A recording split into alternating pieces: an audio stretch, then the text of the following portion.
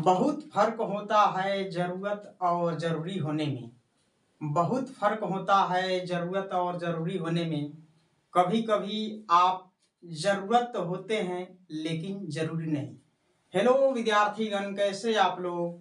और उम्मीद करते हैं कि आप लोग अच्छे होंगे, घर पे होंगे और पढ़ाई मन ला करके कर रहे होंगे। यदि आप मेरे चैनल महेश कुमार भारतीय पर है तो चैनल को लाइक, सब्सक्राइब और अपने दोस्तों के साथ शेयर करना ना भूलें।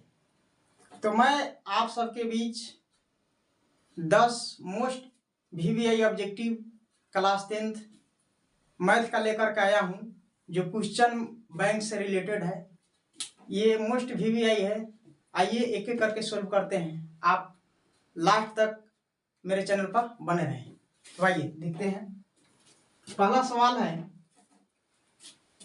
देखिए सवाल के एक बोर्ड के एक तरफ जो है सवाल लिखे हुए हैं लेफ्ट साइड, और राइट साइड में जो जगह छोड़े हुए हैं ये सोल्व करने के लिए है, हल करने के लिए यहाँ छोड़े हुए हैं। ठीक है, तो आइए एक एक करके हम सवाल को सोल्व करते हैं। पहला जो प्रश्न है ये क्षेत्रमिति से है। लिखा है 2 बेलनों की त्रिज्याओं का अनुपात 1:2 है तथा उनकी ऊंचाइयों का अनुपात 5:3 है, तो उनके आयतनों का अनुपात है। देखिए विद्यार्थीगण, सबसे पहले प्रश्न को हल करने से पहले आपको फार्मूला पर ध्यान देना होगा, क्योंकि अगर फार्मूला अगर नहीं जानते हैं तो सवाल को सोल्व करना काफी कठिन लगता है। ठीक है, तो सवाल को बनाने से पहले आपको पहले फार्मूला पर ध्यान देना होगा। ठीक है, यह जो है एक कंसेप्चुअल ये ऑब्जेक्टिव है। मैंने आपको पहले भी वीडियो में बताया था कि क्लास 10th में 2 तरह के ऑब्जेक्टिव पूछे जाते हैं मैथ में। एक होते हैं जो डायरेक्ट फार्मूला रिलेटेड होते हैं, वो बन जाते हैं, और दूसरा ऐसे प्रश्न होते हैं जो फार्मूला पर आधारित होते हैं, उसको बनाने के लिए फार्मूला की जरूरत करना पड़ता है, कुछ एक आध स्टेप सोल्व करना होता है, तब ये बनता है। ठीक है, तो आइए देखते हैं। सबसे पहले जो है 2 हम बेलन बनाएंगे। ठीक है, 2 बेलन बनाएंगे। ये पहला बेलन हो जाएगा। ठीक है, ये पहला बेलन है, क्योंकि 2 बेलनों कहा जा रहा है ना, इसलिए हमें 2 बेलन बनाने की जरूरत पड़ रहा है। ठीक है, एक और यहाँ बेलन बना लेते हैं, इससे थोड़ा छोटा सा, या कोई फर्क नहीं पड़ता, एक साइज का भी हो जाएगा, लेकिन छोटा होना चाहिए, क्योंकि त्रिज्याओं का अनुपात जो है छोटा बड़ा है, इसलिए हम छोटा बड़ा बनाने का प्रयास कर रहे हैं बेलन। ठीक है, ये पहला बेलन हो जाएगा और ये दूसरा बेलन है। ठीक है, नाम भी लिख देते हैं, यहाँ पहला हो जाएगा और ये दूसरा। ठीक है, आप जानते हैं यहाँ से यहाँ तक जो होता है त्रिज्या होता है। ठीक है, और इसका हाइट, इसका त्रिज्या, पहला बेलन का जो त्रिज्या है 1 है। ठीक है, 1, और दूसरा बेलन का जो त्रिज्या है वो 2 दिया है। ठीक है, और इसकी ऊंचाइयों का जो अनुपात है 5:3 है, तो ये जो ऊंचाई हो जाएगा ये ऐसे देख पा रहे होंगे आप लोग। ठीक है, और ये जो है ये हाइट कितना हो जाएगा, ये हो जाएगा 3। ठीक है, तो आइए अब हम इसके आयतनों का अनुपात निकालते हैं। आयतनों का आप जानते हैं बेलन का जो आयतन होता है πr² होता है। ठीक है, बेलन का आयतन क्या होता है, πr²। तो देखिए ये मान लीजिए पहला बेलन का आयतन यहाँ लिखेंगे, यहाँ लिखेंगे दूसरा बेलन का है। ठीक है, तो पहला बेलन का आयतन हो जाएगा πr², और ये अनुपात निकालना है, क्योंकि ऑप्शन जो है अनुपात में ही है। ठीक है, फिर यहाँ अनुपात दे देंगे, दूसरा बेलन हो जाएगा, यहाँ h लिखना भूल गए हैं। ठीक है, और यहाँ हो जाएगा दूसरा बेलन का πr²। ठीक है, फार्मूला दोनों तरफ सेम ही रहेगा, अगर हो सके तो यहाँ नहीं। ठीक है, अब यहाँ मान बैठिए। पाई का मान आप जानते हैं 22/7 होता है, आर का मान देखिए, पहला बेलन में आर का मान है कितना 1, यानी 1 के स्क्वायर गुना एच कितना दिया है 5 दिया है, ठीक है, अनुपात का अनुपात दे दिए। और दूसरा बेलन जो है पाई का मान कितना रख देते हैं 22/7 गुना आर का जो है 2 का स्क्वायर है गुना एच कितना दिया है 3, ठीक है। आप ऐसे भी कर सकते थे, पाई पाई काट सकते हो फिर पहले ही, चाहे रहने दीजिए, ठीक है। तो 22/7 इधर 22/7 इधर रह गया, क्योंकि आप जानते हैं लेफ्ट साइड में जब गुना में रहता है तो राइट साइड में जाने को भागा में हो जाएगा, कट जाएगा ही। या तो आप ऐसे सोच सकते हैं 22 जो है अंश में है, इधर लेफ्ट साइड में 22 जो है अंश में है और राइट साइड में 22 जो है अंश में है, तो अंश अंश कैंसिल हो जाएगा, ठीक है। और फिर यहाँ हर में देखिए 7 है, यहाँ भी हर 7 में, तो ये भी कैंसिल हो जाएगा, ठीक है। अब देखिए त्रिज्या है 1 के स्क्वायर कितना होगा 1, ठीक है, और गुना 5, अनुपात का अनुपात लिख दिए। अब 2 का स्क्वायर कितना हो जाएगा, 2 का स्क्वायर होता है 4 और गुना 3, ठीक है। फिर यहाँ सोल्व करेंगे हम, तो ये हो जाएगा 5 अनुपात कितना हो जाएगा 4 3 कितना हो जाएगा 12। तो देखिए 5 अनुपात 12 ऑप्शन किस में है, ऑप्शन नंबर सी में है, ठीक है, ऑप्शन नंबर सी, ठीक है। तो आप लोग देख पा रहे हैं बिना फॉर्मूला का जो है कोई कोई जो ऑब्जेक्टिव सवाल होते हैं वे नहीं सोल्व हो पाता है, ठीक है। तो फॉर्मूला को आपको काफी ध्यान में रखना होगा, ठीक है। तो यहाँ देखिए पहला सवाल जो है बहुत ही आसानी से यहाँ सोल्व हो गया, ठीक है। आशा करते हैं कि आपको समझ में आया होगा, ठीक है। इसको क्लीन कर देते हैं, ठीक है। बोलिए मेरे प्यारे विद्यार्थियों, क्लीन कर दें, ठीक है, क्लीन कर देते हैं, क्योंकि स्पेस जो है बोर्ड पर कम है, इसलिए एक एक सवाल को हम सोल्व करते रहेंगे और आप लोग देखते रहिए, या हो सके तो सॉल्यूशन का आप स्क्रीनशॉट भी ले सकते हैं, ठीक है। सवाल नंबर 2, सवाल नंबर 2 पढ़ा जाए। सवाल नंबर 2 कहा जा रहा है, यदि संख्याएं 2x घटाओ 1, 3x + 2 तथा 6x घटाओ 1 समानांतर श्रेणी में है हो तो x का मान क्या होगा, ठीक है।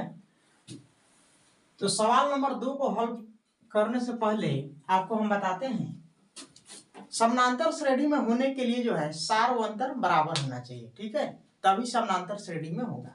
और एक और यहाँ शर्त जो है, दूसरा पद, ठीक है, दूसरा पद घटाओ पहला पद बराबर होना चाहिए, चौथा पद घटाओ तीसरा पद, तभी समानांतर श्रेणी में होगा, ठीक है। तो यहाँ देखिए पहला पद जो है, पहला पद कितना हो जाएगा, यहाँ पहला पद जो होगा 2x घटाओ 1, दूसरा पद कितना हो जाएगा, दूसरा पद हो जाएगा 3x + 2 और तीसरा पद कितना हो जाएगा 6x - 1, ठीक है। तो पहला पद को हमने मान लिया a, ठीक है, a1, दूसरा पद को मान लिया हमने a2 और तीसरा पद को हमने मान लिया a3, ठीक है। तो क्या कहता है, हल लिख देते हैं। समानांतर श्रेणी में होने के लिए कहा जाता है कि दूसरा पद घटाओ पहला पद होना चाहिए, ठीक है, और बराबर में होना चाहिए तीसरा पद घटाओ पहला पद, ठीक है, इस फॉर्म पर बैठना चाहिए, ठीक है।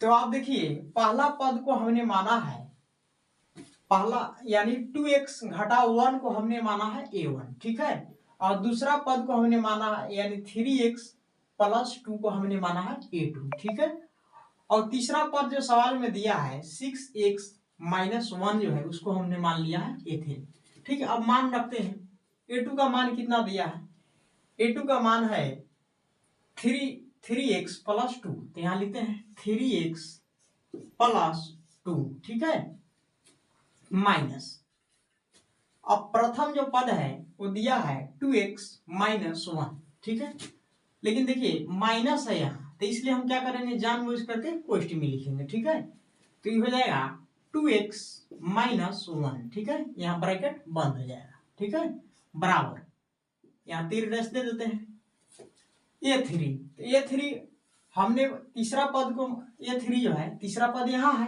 तो ये हो जाएगा 6x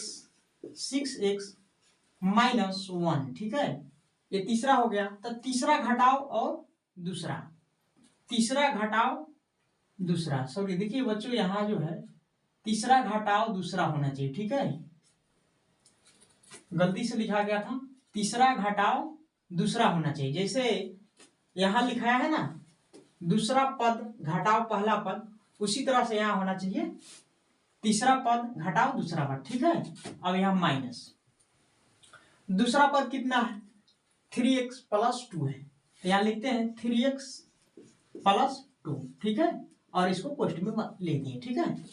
अब सोल्व करते हैं, तो देखिए 3x प्लस 2 घटाओ, अब देखिए चिन्ह, ये चिन्ह जो है माइनस चिन्ह ब्रैकेट में जाएगा, तो 2 के पहले जो है प्लस है, ठीक है, तो प्लस और माइनस गुना में क्या होता है, माइनस गुना प्लस क्या होगा, माइनस होगा, ठीक है। तो यहाँ कितना हो जाएगा, 2x हो जाएगा, ठीक है। और फिर ये देखिए यहाँ माइनस है, यहाँ माइनस है, तो कितना हो जाएगा, माइनस गुना माइनस क्या हो जाएगा, प्लस हो जाएगा, तो यहाँ हो जाएगा प्लस में 1, ठीक है, बराबर। यहाँ देखिए ये 6x है, तो 6x लिख दिए, ठीक है, माइनस में 1 है तो माइनस में 1 लिख दिए।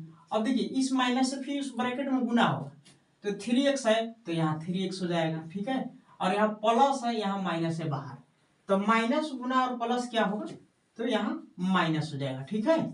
अब देखिए अब जो है समान जो राशि है उसको क्या करेंगे, जोड़ देंगे एक साथ, और समान और असमान को एक साथ, ठीक है, जो समान है उसको एक साथ जोड़ेंगे। जैसे यहाँ देखिए 3x है, चर और अचर वाला है, यहाँ देखिए 2x है, ठीक है, फिर यहाँ देखिए ये अचर है, तो अचर अचर के साथ जुड़ेगा, और चर अचर जो है वो उसके साथ जुड़ेगा, ठीक है। तो 3x में से जो है 2x घटेगा तो कितना हो जाएगा, x, ठीक है। और यहाँ देखिए ये 2 प्लस में है, यहाँ प्लस में है 1, तो 2 और 1 कितना होगा, 3 हो जाएगा, ठीक है। और इधर देखिए बराबर, यहाँ पर है 6x प्लस में है और माइनस में है 3x, तो 6x में से 3x घटेगा तो कितना हो जाएगा, 3x, ठीक है। और यहाँ देखिए माइनस में 1 है और यहाँ माइनस में कितना है, 2 है, तो आप जानते हैं माइनस में 2 और माइनस में 1 तो कितना हो जाएगा, माइनस में 3 हो जाएगा, ठीक है। 2 और 1 कितना होगा, 3 होगा, और यहाँ भी माइनस है, यहाँ भी माइनस है, तो हम माइनस लगा देंगे, ठीक है। उम्मीद कर पा रहे हैं कि आप लोग समझ पा रहे हैं, ठीक है। तो यहाँ कितना हो जाएगा, -3 हो जाएगा, ठीक है। अब देखिए ये जो है, ये माइनस में जो 3 है ये इधर आएगा, ठीक है, क्योंकि समान समान में चाहेगा, समान राशि चाहेगा समान राशि में जुड़ने का, और समान राशि चाहेगा समान राशि में घटने का, ठीक है। तो यहाँ देखिए 3x जो है, 3x में जा करके क्या होगा, x घटेगा, तो यहाँ पर देखिए 3 है और उधर से माइनस में 3 आएगा, तो इधर होकर कितना हो जाएगा, प्लस में हो जाएगा, ठीक है। और यहाँ देखिए यहाँ जो 3x पहले से है और x जाएगा तो घट जाएगा, ठीक है। तो यहाँ हो जाएगा 6 और यहाँ हो जाएगा 3x में से x घटेगा 2x हो जाएगा, ठीक है। और इधर लिख देते हैं 2x बराबर कितना हो जाएगा, 6, इसलिए x बराबर कितना हो जाएगा, इसलिए x बराबर हो जाएगा 6/2। अब 2 से कटाएंगे तो 2 एकम 2, 2 दूनी 2 तिहाई 6 हो जाएगा, ठीक है। तो x का मान कितना आ गया, 3 आ गया। देखिए ऑप्शन कहाँ है, ऑप्शन में 3, देखिए ऑप्शन 3 ऑप्शन ए में है, ठीक है। ऑप्शन ए टिक आउट कर देंगे, ठीक है। आप देख रहे हैं ये ऑब्जेक्टिव है, इसी को कहते हैं कंसेप्चुअल ऑब्जेक्टिव। ऐसे अगर इसको सोल्व नहीं कीजिएगा तो बिहार बोर्ड में काफी ये तबाह करेगा, ठीक है। तो ऐसे ऐसे सवाल पर आपको काफी ध्यान देना पड़ेगा। ऐसे ऐसे सवाल को ही कहते हैं MVVI ऑब्जेक्टिव क्वेश्चन। ठीक है, तो हम ऐसा ही सीरीज लेकर के आप सबके बीच आते रहेंगे और अधिक से अधिक मेरे चैनल से आप फायदा उठाते रहिए और बोर्ड की तैयारी करते रहिए। ठीक है, तो सवाल नंबर 2 जो है ये सोल्व हो गया। ठीक है, और इसको क्लीन कर देते हैं, स्क्रीनशॉट ले लीजिए सवाल नंबर 2 का सॉल्यूशन। ठीक है, आशा करते हैं आप स्क्रीनशॉट ले लिए होंगे। ठीक है, सवाल नंबर 3 देखिए, सवाल नंबर 3 जो है काफी मोस्ट इंपॉर्टेंट VVI ऑब्जेक्टिव है, इसको भी सोल्व करना पड़ेगा। सवाल नंबर 3 जो है बिना सॉल्यूशन वाले हम ऑब्जेक्टिव नहीं लाएंगे आप सबके बीच। ठीक है, आप सबके बीच जो है हम ऐसे ऑब्जेक्टिव लाएंगे जो क्या होगा, सॉल्यूशन पर आधारित होगा। ठीक है, तो सॉल्यूशन अगर आप कर देते हैं अच्छे से तभी आपका क्या होगा, सही ऑब्जेक्टिव आप ढूंढ पाइएगा। ठीक है, नहीं तो आप से नहीं बनेगा। ठीक है, देखिए हर एक पथ पर जो है सरलता नहीं मिलती है। ठीक है, हर एक पथ पर सरलता नहीं मिलती, कभी कभी पेपर में आपको ऐसे ऐसे सवाल आ जाएंगे। ठीक है, तो आप कैसे कीजिएगा, तो आप इसी तरह सोल्व कीजिएगा। ठीक है, सवाल नंबर 3 पर ध्यान दिया जाए। सवाल नंबर जो 3 है लिखा है tan 30 degree into sine 30 degree into cot 60 degree into cosec 30 degree. ठीक है, तो इसका मान बैठाते हैं। देखिए सवाल tan 30 डिग्री, tan 30 डिग्री का कितना मान होता है 1/√3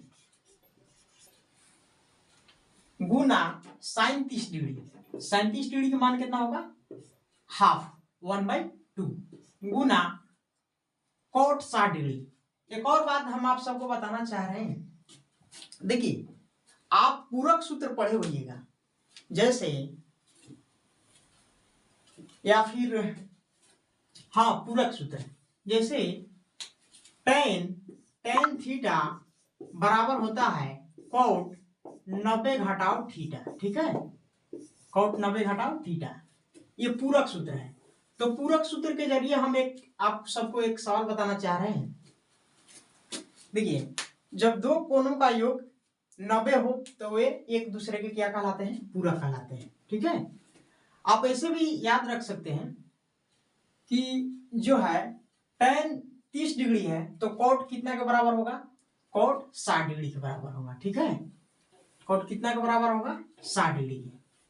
फिर उसी तरह से जो है साइन 30 डिग्री कितना के बराबर हो जाएगा, cos 60 डिग्री के। ठीक है, और cos 30 डिग्री कितना के बराबर होगा, साइन 60 डिग्री के। ठीक है, आप ऐसे भी याद रखें पूरक सूत्र, पूरक जिसमें बदलता है ना उसके उसी में चेंज होगा। ठीक है, जैसे आपको अगर कहना है कौशिक 30 डिग्री, कौशिक 30 डिग्री, तो कौशिक 30 डिग्री जो है पूरक में किस में बदलता है, कौशिक, तो कौशिक बदलता है किसमें, सेक में बदलता है। ठीक है, तो कौशिक 30 डिग्री जो होगा ना सेक 60 डिग्री के बराबर होगा। ठीक है, कितने के बराबर होगा, सेक 60 डिग्री। ठीक है, जैसे देखिए कौशिक 30 का मान कितना होगा, कौशिक 30 का मान जो होगा ना ये कितना होगा 2 होगा। ठीक है, और cos 60 के मान कितना होगा, cos 60 के मान होता है 1/2, लेकिन cos नहीं है सेक है तो सेक का मान तो 2 ही होता है। ठीक है, तो आप ऐसे भी याद रख सकते हैं पूरक पर। ठीक है, cos 30 डिग्री होगा तो साइन 60 डिग्री के बराबर होगा। ठीक है, साइन 0 डिग्री होगा तो cos 90 के बराबर होगा।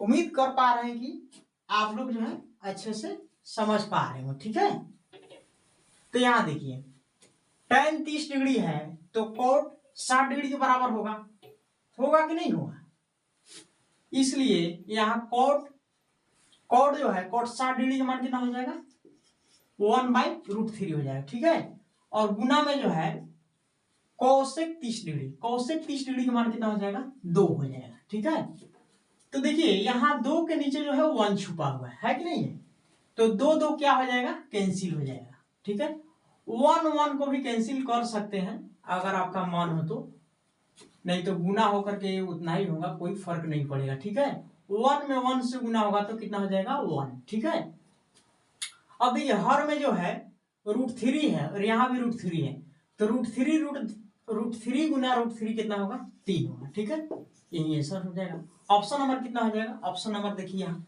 ऑप्शन नंबर बी है। तो ऑप्शन विकल्प जो है बी सही हो जाएगा। ठीक है, इसकी शर्ट ले लीजिए। काफी इजी सवाल है। सवाल नंबर 4 पर ध्यान दीजिए, समय को देखते हुए आगे बढ़ते हैं। ठीक है, सवाल नंबर 4 जो है लिखा है 21,18,15 डॉट डॉट का कौन सा पद जो है शून्य है। ठीक है, सवाल नंबर 4 है। देखिए इसको सोल्व करने के लिए कौन सा पद शून्य है। देखिए हम मानेंगे यहां माना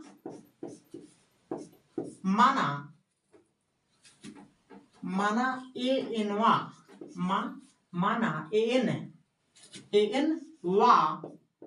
वा पद शून्य है।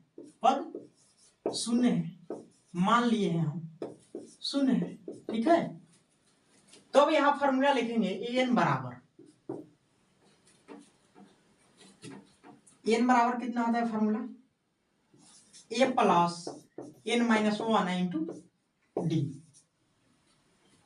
देखिए हमने यहां माना है एन वा पद शून्य है, तो इसके नीचे जो है 0 लिख देंगे। ठीक है, अब देखिए यहां से ए और जो है डी छाटिए। ठीक है,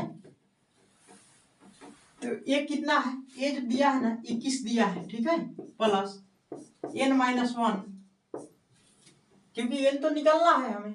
ठीक है, एन निकालना है। और डी देखिए डी कितना है, तो डी निकालने के लिए करते क्या है, दूसरा घटाओ पहला, तीसरा घटाओ दूसरा, चौथा घटाओ तीसरा, सातवां घटाओ छठा, ऐसे करते हैं। ठीक है, कोई पद घटाओ पूर्व पद, यही सूत्र न है। कोई पद घटाओ पूर्व पद, ध्यान दीजिए लिख दे रहे हैं, कोई पद घटाओ पूर्व पद। ये जो है डी का जो है सूत्र है, डी को क्या कहते हैं, सार्व अंतर कहते हैं। क्या कहते हैं, सार्व अंतर। कोई पद घटाओ पूर्व, लेकिन ध्यान रखना है प्रथम पद को छोड़कर। ठीक है, प्रथम पद को छोड़कर। चलिए तो यहां देखिए डी का मान है कितना, कोई पद 18 है, दूसरा घटाओ पहला, तो दूसरा जो है 18 है, पहला जो है 21 है। ठीक है, तो 18 में से जब 21 घटेगा तो माइनस में कितना हो जाएगा, माइनस में 3 हो जाएगा। ठीक है, तो यहाँ मान रखते हैं, माइनस में कितना रख दे 3। ठीक है, अब सोल्व कीजिए, 0 है बराबर 21 हो जाएगा, प्लस अब ये -3 से इस ब्रैकेट में गुना होगा। ठीक है, तो यहाँ देखिए ये एन के पहले जो है प्लस चिन्ह है और 3 के पहले जो है माइनस है, तो माइनस गुना प्लस क्या होगा, माइनस हो जाएगा। ठीक है, तो पहले से इसको हम क्या करते हैं माइनस से, तो माइनस में 3n हो जाएगा। ठीक है, और देखिए अब 1 में गुना होगा, तब माइनस और गुना माइनस क्या होगा, प्लस होगा। ठीक है, तो प्लस में 3 हो जाएगा। ठीक है, अब देखिए यहाँ देखिए अब जो कितना हो जाएगा, 21 है, 21 को जैसे के तैसे रहने देते हैं। चाहे देखिए ये -3n है, तो -3n को हम क्या करेंगे, राइट साइड में लाएंगे, तो माइनस में 3n है, जब राइट साइड में आ जाएगा तो कितना हो जाएगा, प्लस में 3n हो जाएगा। ठीक है, प्लस चिन्ह छुपा हुआ रहता है, आप समझते हैं ना, प्लस का जो चिन्ह होता है जो छुपा हुआ रहता है। ठीक है, उसको दिखाने की जरूरत नहीं होती है। तो 3n बराबर कितना हो जाएगा, 21 घट प्लस 3 हो जाएगा। ठीक है, 21 प्लस कितना हो जाएगा 3, तो 3n बराबर हो जाएगा, ये हो जाएगा 24। ठीक है, इसलिए n बराबर कितना हो जाएगा, इसलिए n बराबर हो जाएगा 24/3, और 3 से कटेगा तो 3 8 कितना हो जाएगा, 24 हो जाएगा। ठीक है, तो n के मान कितना आया, 8 आ गया, यानी 8 आ गया। अब देखिए 8 जो है ऑप्शन में कहाँ है, ऑप्शन नंबर सी में दिया है। ठीक है, तो ऐसे सवाल को अगर आप सोल्व नहीं कीजिएगा ना तो आपसे बनने वाला ये नहीं है। ठीक है, आइए सवाल नंबर 5 को पढ़ते हैं। ठीक है, सवाल नंबर 5 को पढ़ते हैं। 12 मीटर ऊंचे खंभे की जमीन पर पड़ रही छाया की लंबाई 4√3 मीटर है। ठीक है, 4√3 मीटर है, तो सूर्य का उन्नयन कोण है। देखिए ये ऊंचाई और दूरी से सवाल है, इसमें जिसको इंग्लिश में हाइट एंड डिस्टेंस के नाम से जाना जाता है। ठीक है, हाइट और डिस्टेंस के नाम से जानते हैं। तो आइए इसको सोल्व करते हैं। सवाल नंबर 5 तक हम लोग पहुंच गए। सवाल नंबर 5 काफी ध्यान दिए रहिए आप लोग, ठीक है, और बनाते रहिए। तो देखिए 12 मीटर ऊंचे खंभे, आप जानते हैं खंभा जो होता है ना, ये इस तरह खड़ा रहता है, ठीक है। खंभा को आप कहीं भी देखिएगा ना तो खड़ा ही रहेगा, ठीक है। और हाइट जब भी मापते हैं तो हाइट जो होता है लंबवत में होता है। हाइट जब मापेंगे ना तो लंबवत में ही हाइट मापते हैं, ठीक है। तो ये कितना है 12 मीटर है। 12 मीटर क्या है ऊंचे है, ठीक है। और जमीन पर पड़ रही छाया की लंबाई, और इसकी छाया जो है जमीन पर पड़ रही है जिसकी लंबाई जो है कितना है 4√3 मीटर है। 4√3 मीटर ये है, ठीक है। तो सूर्य का उन्नयन कोण क्या है, तो सूर्य का जो उन्नयन कोण पूछा जा रहा है, यानी जो है ये कितने एंगल से क्या यहाँ कोण बनाया जा रहा है यही पूछा जा रहा है, ठीक है। उन्नयन कोण, ठीक है। आप सब जानते हैं, सुविधा के लिए यहाँ जो है त्रिभुज के नाम देते हैं ABC, ठीक है। आप सभी जानते हैं कि ये एक तरह से क्या हो गया समकोण त्रिभुज बन गया, ठीक है। फिर आप ये भी जानते हैं उन्नयन कोण और अवनमन कोण। तो उन्नयन कोण जो होता है ना ये नीचे की तरफ बनता है, यानी नीचे बनता है, और अवनमन कोण कहाँ बनता है ऊपर बनता है, ठीक है। तो हमें उन्नयन कोण ही ज्ञात करना है, ठीक है। यानी यहाँ क्या होगा, यहाँ थीटा का मान क्या होगा व्हाट, यही निकालना है, ठीक है। तो फिर इस त्रिभुज में अगर हम गौर से देखते हैं तो इस त्रिभुज में हमें लंब, अगर इस थीटा के अकॉर्डिंग अगर विचार की जाए तो थीटा के अकॉर्डिंग जो है थीटा के अनुसार कि थीटा के जो सामने का जो भुजा होता है वे लंब हो जाता है, ठीक है। ये लंब हो जाएगा, यानी ये भी क्या हो जाएगा लंब हो जाएगा थीटा के अकॉर्डिंग, ठीक है। ये भी क्या हो जाएगा लंब हो जाएगा, ठीक है। जब ये भी लंब हो जाएगा तो इस परिस्थिति में BC हमारा क्या हो जाएगा ये आधार हो जाएगा, ठीक है। और कर्ण AC तो कर्ण ही रहेगा, ठीक है। समकोण त्रिभुज में सबसे बड़ी भुजा को हम क्या कहते हैं कर्ण कहते हैं, ठीक है। सबसे बड़ी भुजा को क्या कहते हैं कर्ण कहते हैं। कर्ण जो है चेंज नहीं होता है, पर जो है लंब और आधार क्या होगा चेंज होते रहेगा, ठीक है। तो AC हमारा क्या हो जाएगा यहाँ कर्ण हो जाएगा, ठीक है। फिर यहाँ देखिए जो है लंब और आधार में कौन सा त्रिकोणमितीय अनुपात जो है संबंध रखता है लंब और आधार में, ठीक है। तो लंब और आधार में जो है tan रहता है, ठीक है। एंड tan थीटा बराबर होता है P/B, परपेंडिकुलर बाई बेस, ठीक है, यानी लंब बाई आधार। तो देखिए यहाँ tan थीटा को tan थीटा रख देते हैं, P है कितना 12 है, और B कितना है 4√3 है, और कटा देंगे हम 4 एकम 4, 4 तिये 12, ठीक है। तो यहाँ देखिए ये tan थीटा के थीटा रहने दीजिए, ठीक है। ये कितना आ गया 3 बटा कितना आ गया 3/√3 आ गया, ठीक है।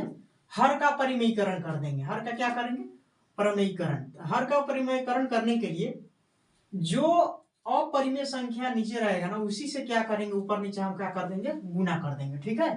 तो गुना करते हैं, ये हो जाएगा √3 और एक गुना में हो जाएगा √3, फिर गुना करेंगे तो ये हो जाएगा 3√3 बटा में कितना हो जाएगा 3। देखिए √3 गुना √3 क्या होगा 3 हो जाएगा, 3 से 3 कट जाएगा तो कितना हो जाएगा √3 हो जाएगा, ठीक है। √3 हो जाएगा। इधर जो है tan थीटा अपना चलते रहेगा अपना। अब देखिए मान सारणी में आप लोग याद किए होंगे √3 किसका मान होता है, तो √3 होता है ना ये √3 tan 60 डिग्री का मान होता है। कितना का मान होता है tan 60 डिग्री, ठीक है। अब देखिए इधर भी tan उधर भी tan हम कैंसिल कर देंगे पर काटते नहीं है, ठीक है। केवल क्या कर देंगे हटा देंगे, केवल क्या कर देंगे डिलीट कर देंगे। तो थीटा बराबर कितना हो जाएगा 60 डिग्री हो जाएगा। थीटा बराबर कितना हमें यही निकालना था, और देखिए थीटा का मान आ गया 60 डिग्री। तो ऑप्शन आप ढूंढिए, अब ऑप्शन कहाँ है, ऑप्शन जो है ऑप्शन नंबर ABC, ओहो ऑप्शन नंबर ए ही होना चाहिए था यहाँ, ठीक है। ऑप्शन नंबर ए मिट गया है। ऑप्शन नंबर यहाँ 60 डिग्री हो जाएगा। ठीक है, अब देखिए ऑप्शन नंबर ए में आपको दिखाई दे रहा होगा। ठीक है, वहां मिटा गया था, सवाल को सेटिंग करने में भूल गए थे हमने। ठीक है, तो सवाल नंबर ऑप्शन नंबर कितना हो जाएगा, विकल्प ए हो जाएगा। ठीक है, सॉल्यूशन का आप स्क्रीनशॉट ले सकते हैं। देखिए कितने इजी वे में हम समझा रहे हैं, आप ध्यान दीजिए और परीक्षा को बेहतर से बेहतर बनाइए। ठीक है, परीक्षा की तैयारी को। ठीक है, सवाल नंबर अब 6 पर ध्यान दीजिए। ठीक है, सवाल नंबर 6 कहा जा रहा है, यदि 3, 4, 5, 17 तथा x का माध्य 6 है तो x का मान ज्ञात कीजिए। ये काफी इजी सवाल ये सब है, जो है अगर थोड़ा सा अगर आप दिमाग लगाते हैं ना तो ये सवाल काफी इजी सब है। ठीक है, ऐसे ऐसे सवाल जो है आप बोर्ड में बनाइएगा तो अधिक से अधिक नंबर आप उठाने की पूरी संभावना रखते हैं। ठीक है, अगर ऐसे ऐसे अगर सवाल अगर आप नहीं कर पाते हैं ना तो ऑब्जेक्टिव में 50 में 50 लाना आपके लिए मुश्किल हो सकता है। ठीक है, 50 में 50 लाने के लिए कुछ कठिन ऑब्जेक्टिव को भी सोल्व करना पड़ता है। ठीक है, तो आशा करते हैं कि आप समझ पा रहे होंगे मेरी बात को। ठीक है, सवाल नंबर 6, तो माध्य का जो सूत्र होता है आप जानते हैं। यहां देखिए 3, 4, 5, 17 तथा x का माध्य कितना दिया है, 6 दिया है, तो x का मान क्या होगा। ठीक है, तो यहां देखिए ये हल यहां लिख देते हैं। माध्य, सबसे पहले माध्य बराबर जो फार्मूला होता है, आंकड़ों का कुल योग, आंकड़ों का कुल योग बटा आंकड़ों की कुल संख्या, बटा आंकड़ों की कुल संख्या, कुल संख्या, यही होता है फॉर्मूला। अब माध्य यहां जो दिया है 6 दिया। ठीक है, तब माध्य के नीचे 6 लिख दिए बराबर आंकड़ों का योग। कितने आंकड़े हैं इसमें, देखिए 3 है तो 3 लिख देंगे, योग का मतलब जोड़ होता है। ठीक है, 4 है तो 4 लिख दिए, 5 है तो 5 लिख देंगे, 17 है तो 17 लिख देंगे। ठीक है, और x है तो यहाँ x लिख देंगे, क्या हो जाएगा। और आंकड़ा कीजिए ऊपर है कितना, अंश में कितना आंकड़ा आपने जोड़ा है, देखिए 1, 2, 3, 4, 5। ठीक है, तो 5 से क्या करेंगे, भाग कर देंगे। ठीक है, 5 से हमने क्या कर देंगे, हम लोग भाग कर देंगे। ठीक है, अब देखिए 6 के नीचे जो है 1 छुपा हुआ है। ठीक है, तो जानबूझ करके हमने क्या कर दिया, 1 को लिख दिया। अब तिरछा गुना कर दीजिए। ठीक है, तिरछा गुना कीजिए और 1 से इसमें गुना कीजिए। ठीक है, तो 6 में 5 से गुना हो जाएगा तो कितना होगा, 30 हो जाएगा। ठीक है, और 1 से गुना होगा तो कोई फर्क नहीं पड़ेगा, जितना का कितना रह जाएगा। ठीक है, कोई फर्क पड़ेगा नहीं पड़ेगा। ठीक है, तो 5, 4 कितना हो जाएगा, 9, 9, 3, 12, 12 को और कितना हो जाएगा, 17 को कितना होगा, 29 हो जाएगा। ठीक है, 29 प्लस x तो एक तरह ही रहेगा क्योंकि ये चर है, चर अचर में थोड़ा ही ना जुड़ता है। ठीक है, तो 30 घटाओ कितना हो जाएगा, 29 हो जाएगा। देखिए ये आएगा अचर अचर में से घटेगा तो इधर हो जाएगा x। ठीक है, देखिए लेफ्ट राइट साइड में जो 29 है ना ये प्लस में है, जब बाएं तरफ इसको ले आएंगे तो चिन्ह चेंज हो जाएगा, तो 30 में से क्या करेगा, घट जाएगा। ठीक है, तो कितना हो जाएगा, 1 हो जाएगा, यानी x के मान कितना आ गया, 1 आ गया। ठीक है, तो 1 देखिए ऑप्शन में कहा है, सवाल नंबर 6 का ऑप्शन नंबर जो है ए है, यानी 1 यहां दे दिया। ठीक है, उम्मीद करते हैं कि आप बढ़िया से समझ पा रहे होंगे। ठीक है, सवाल नंबर 7 पर ध्यान दिया जाए।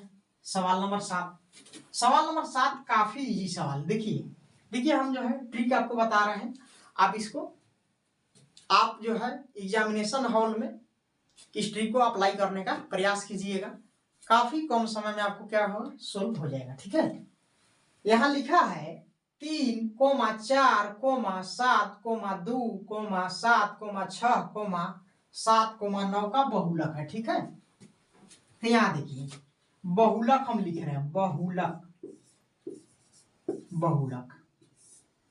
देखिए बहुलक शब्द पर अगर ध्यान दिया जाए तो इस पर गौर किया जाए तो बहु और लक से बना है।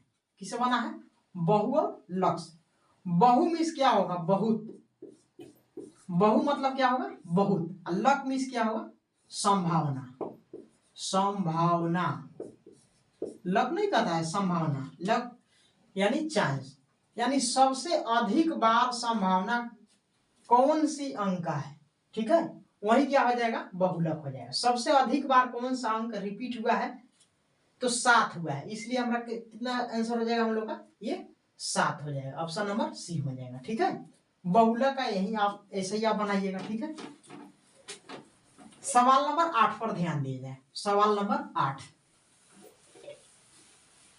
सवाल नंबर 8 जो है, कहा जा रहा है 13 और 19 के बीच समानांतर माध्य है। 13 और 19 के बीच समानांतर माध्य। तो देखिए मेरे विद्यार्थीगण, समानांतर माध्य का जो सूत्र होता है ना, वो होता है, क्या होता है? जो दिया है ना उसको प्रथम पद प्लस अंतिम पद बटा 2 हो जाएगा, ठीक है। सवाल नंबर 8, सवाल नंबर 8 जो है, कहा जा रहा है 13 और 19 के बीच समानांतर माध्य है। 13 और 19 के बीच समानांतर माध्य। तो करना कुछ नहीं है, ये शुरू में है और ये आखिर में है, तो ये दोनों को क्या कर देंगे? हम जोड़ देंगे। 13 और 19 को हम जोड़ेंगे और बाटा 2 से हम भाग कर देंगे, ठीक है। तो कितना हो जाएगा? 13 प्लस 19 बाटा कितना हो जाएगा? 2 हो जाएगा, ठीक है। ये कितना हो जाएगा? जब इसको देगा तो 10 हो जाएगा ना, ये 32 हो जाएगा। 32 बटा कितना हो जाएगा? 2 हो जाएगा, यानी कितना? 16, मतलब ये कट जाएगा। तो 16 ऑप्शन में देखिए 16 है कहाँ, ठीक है। ऑप्शन में 16 देखिए, 16 जो है ऑप्शन नंबर बी में आपको दिखाई दे रहा होगा। देखिए यहाँ ऑप्शन नंबर बी है, ठीक है। तो आप ध्यान देते रहिए और सवाल को समझते रहिए। आइए सवाल नंबर 9 पर, कहा जा रहा है एक समबाहु त्रिभुज एबीसी की एक भुजा 12 cm है, तो उसकी क्या, उसकी ऊंचाई होगी। यहाँ छूट गया है, यहाँ ऊंचाई हम लिख देते हैं। तो उसकी ऊंचाई होगी, तो उसकी ऊंचाई,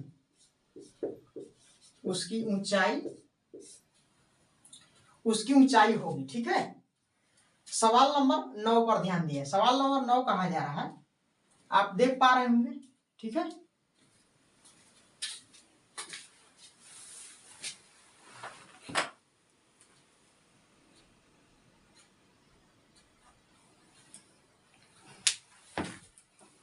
ठीक है, वीडियो क्लियर आ रहा है, ठीक है।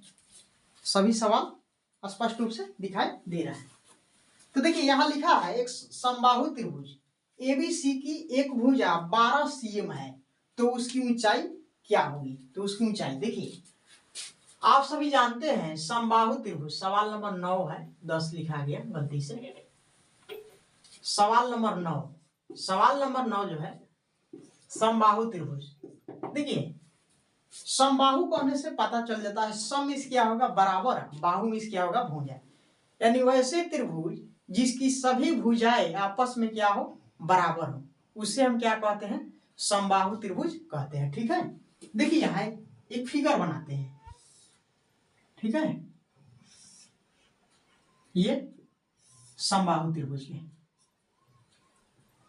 ए बी और क्या हो जाएगा? सी हो जाएगा। ये जो चिन्ह दे रहे हैं ना, इसका मतलब होता है सभी आपस में क्या होंगे? बराबर होंगे।